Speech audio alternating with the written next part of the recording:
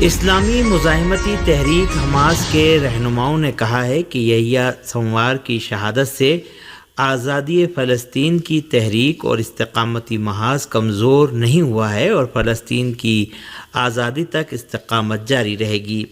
Hamas کے political bureau کے سربراہ شہید یحییٰ سنوار کی یاد میں منعقدہ ایک پروگرام سے خطاب کرتے ہوئے ڈاکٹر خالد مشعل کا کہنا تھا کہ طوفان الاقصی آپریشن کے دوران غزہ، مغربی کنارے، پناہ گزین کیمپوں اور باہر جانے والے عظیم رہنماؤں کی بڑی تعداد سے محروم ہو گئے ہیں۔ ان کا کہنا تھا کہ اس تحریک نے ہمیشہ شہادت، سربلندی، وطن کی آزادی کی راہ میں اپنے رہنماؤں کی قربانیاں پیش کی ہیں اور شیخ احمد یاسین ہماری اس تحریک کے بانی تھے، جنہیں 2004 میں صہیونی حکومت نے دہشت گردی کا نشانہ بنا کر شہید کر دیا تھا۔ حماس کی بیرونی شاخ کے سربراہ نے کہا کہ ہماری تحریک کی قیادت اپنے طویل سفر کے دوران بے پناہ قربانیاں دے چکی ہے اور کچھ عرصے بختربند بریگیڈ کا کمانڈر غزہ کی جنگ میں ہلاک ہونے والا صہیونی فوج کا اب تک کا سب سے بڑا افسر ہے۔ بتایا گیا ہے کہ اس اسرائیلی فوجی افسر کو 4 ماہ قبل 401 بختربند بریگیڈ کا کمانڈر بنایا گیا تھا۔ صہیونیوں نے پیر کو دوسرے دن بھی قبلہ اول مسجد الاقصی پر حملہ کیا ہے۔ خبری ذرائع نے مسجد الاقصی پر سینکڑوں صہیونیوں کے حملے کی خبر دی ہے۔ صوت القدس کی رپورٹ کے مطابق اتوار کی طرح پیر کی صبح بھی 500 سے زیادہ صہیونی آبادکاروں نے مسجد الاقصی پر دھاوا بول دیا اور اشتعال انگیز کارروائیاں کی۔ یہ کارروائیاں صہیونیوں کی عید کے جسے وہ عید العرش کہتے ہیں کے موقع پر انجام دی گئی ہیں۔ مسجد الاقصی پر انتہا پسند صہیونیوں کا یہ حملہ شدید سیکیورٹی کی حمایت میں انجام پایا ہے۔ صہیونی حکومت کے داخلی سلامتی کے وزیر ایتام بن گویر نے بھی اتوار کے روز سینکڑوں صہیونی آبادکاروں کے ساتھ مسجد الاقصی پر دھاوا بول دیا۔ یہ اشتعال انگیز کارروائیاں صہیونی فوج کی بھرپور حمایت سے انجام پائیں اور صہیونی فوجیوں نے اس مقدس مقام کو فوجی چھاؤنی میں تبدیل کر دیا۔ یہ ایسی حالت میں ہے کہ صہیونی حکومت کی فورسز کی ایک بڑی تعداد مسجد الاقصی کے داخلی اور خارجی دروازوں کے ساتھ ساتھ مقبوضہ بیت المقدس کی قدیمی شاہراہوں پر تعینات ہیں تاکہ صہیونی آبادکار آسانی سے مسجد پر حملہ کر سکیں۔ مقبوضہ بیت المقدس میں اسلامی اوقاف کی تنظیم نے اعلان کیا ہے کہ اتوار کے روز تقریباً 1,500 کے قریب صہیونیوں نے سیکیورٹی فورسز کی حمایت سے مسجد الاقصی پر حملہ کیا تھا۔ اس سے پہلے ایتمار بن گویر، جو اپنی انتہا پسندی کے لیے مشہور ہیں، نے ایک بیان میں کہا تھا کہ ہماری پالیسی ہمیں مسجد الاقصی میں نماز ادا کرنے کی اجازت دیتی ہے۔ اس جگہ کا قانون یہودیوں اور مسلمانوں کے لیے برابر ہے اور میں وہاں کنیسہ یعنی یہودی معبد بنانے کا ارادہ رکھتا ہوں۔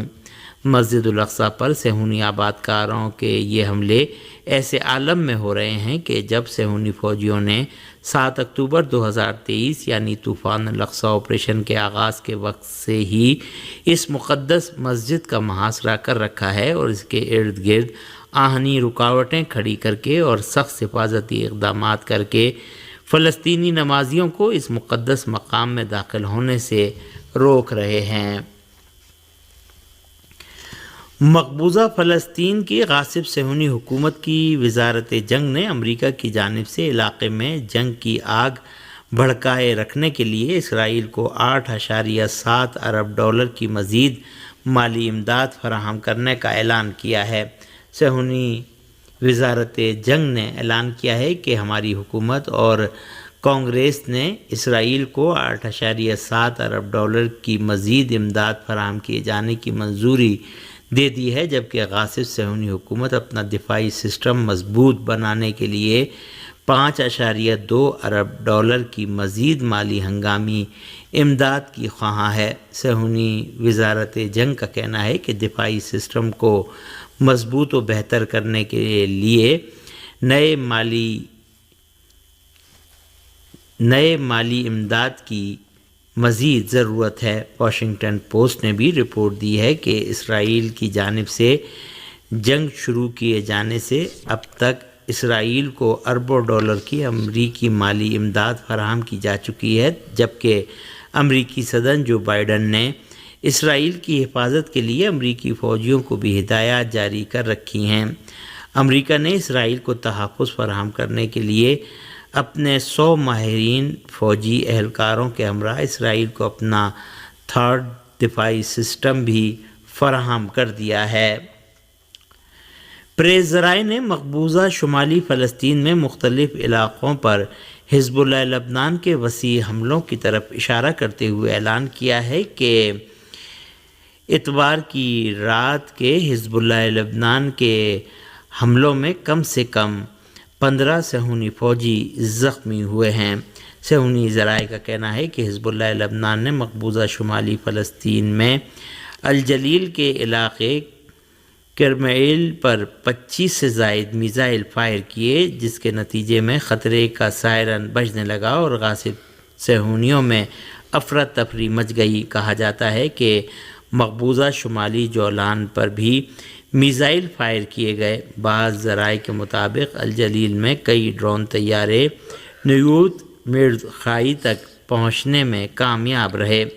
صفد اور زیف ہسپتال نے بھی اعلان کیا ہے کہ پیر کی رات جنگی علاقوں سے 15 اسرائیلی فوجیوں کو اس ہسپتال منتقل کیا گیا ہے۔ حزب اللہ لبنان نے پیر کو بھی جنوبی لبنان اور مقبوضہ شمالی فلسطین کے مختلف علاقوں میں 9 کارروائیاں انجام دینے کی خبر دی ہے۔ ان کارروائیوں میں صہیونی فوجی ٹھکانوں، صہیونی فوجی اہلکاروں، ہتھیاروں کے ذخائر، فوجی مراکز کو نشانہ بنایا گیا۔ حزب اللہ لبنان نے ایک اور بیان میں اعلان کیا ہے کہ تحریک استقامت نے صہیونی دشمن سے متعلق ہرمز 900 قسم کا ایک ڈرون طیارہ بھی مار گرایا۔ حزب اللہ نے خلا وردہ، مارون الراس، مرکبہ، کریات شمونہ، بیت حلل اور المالکیہ پر بھی میزائل حملے کیے۔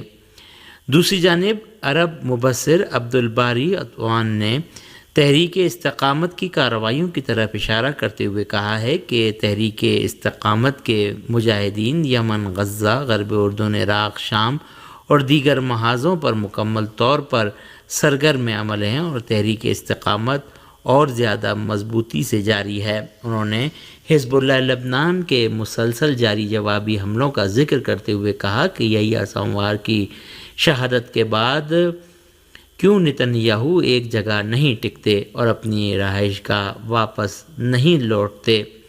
انہوں نے کہا کہ حزب اللہ لبنان کی نئی قیادت نے مختلف صہیونی علاقوں میں جملہ حیفا، نہریہ اور مختلف دیگر علاقوں پر 200 راکٹ اور میزائل فائر کر کے جنگ کے دوسرے مرحلے کا آغاز کر دیا ہے۔